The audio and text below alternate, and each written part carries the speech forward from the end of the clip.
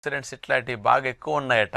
వీటి వల్ల ఏమవుతుందంటే మెదడులో కణజాలం ఏవైతే ఉన్నాయో ఇవి ఆక్సిడైజేషన్ అంటే ఆక్సీకరణం చెంది దెబ్బతినకుండా మెదడు కణాలని రక్షించడానికి, అవి అనారోగ్యానికి గురవ్వకుండా కాస్త ఎక్కువ కాలం జీవించటానికి బెండకాయలో ఉండే ఈ కెమికల్స్ ఎక్కువ ఉండటం ఒక కారణం.